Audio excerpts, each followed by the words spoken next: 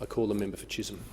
Thank you, Mr. Speaker. My question is to the Prime Minister. Will the Prime Minister outline to the House how the Morrison government's economic recovery plan is driving our comeback from the COVID-19 recession, including by helping create and secure more jobs? The Prime Minister has the call.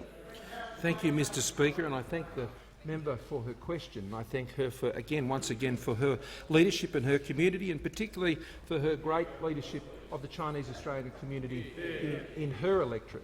That was so critical, Mr. Speaker, particularly in the early phases of the pandemic and the way that they practiced the necessary health precautions that ensured that Australia did not face, in the same scale as realised elsewhere in the world, the devastating impacts of COVID-19, as was experienced in other countries.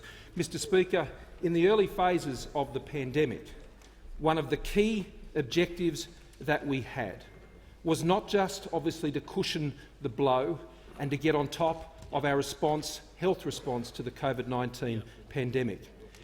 The goal was to build confidence again, to restore confidence that had been shattered by the COVID-19 pandemic that hit this country. And, Mr. Speaker, that goal of confidence amongst Australians, amongst consumers, amongst businesses, is the critical ingredient for Australia's comeback from the COVID-19 recovery.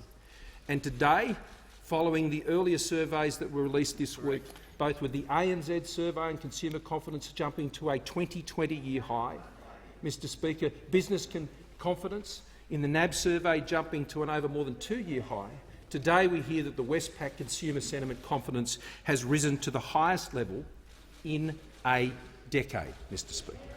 That says that Australians have responded to the supports, Mr. Speaker, that have been put in place, both at a federal, most significantly, but also as a state level, Mr. Speaker, to ensure that they could look forward into the future, into 2021, with great confidence.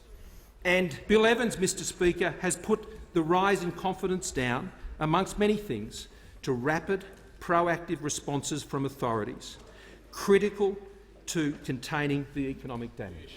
There is a clear understanding from Australians that the government has worked with other governments around the country, cooperatively, proactively, Mr. Speaker, to support Australians through the worst crisis they have seen in economic terms since the Great Depression. And that work will continue as we continue to roll out the recovery plan from the COVID-19 recession that was set out by the Treasurer. And that includes so many issues, from skills to infrastructure to lower taxes to important changes in our workplaces, cutting red tape so businesses can employ. Mr. Speaker, all of this designed so they can look forward to 2021, and as we gear out of a series of supports into a new layer of supports, Mr. Speaker, that will see Australia through. We have a plan to see Australia through. It is seeing Australia through, and today's confidence figures show, Mr. Speaker, that Australians have the confidence to back that plan. Has concluded.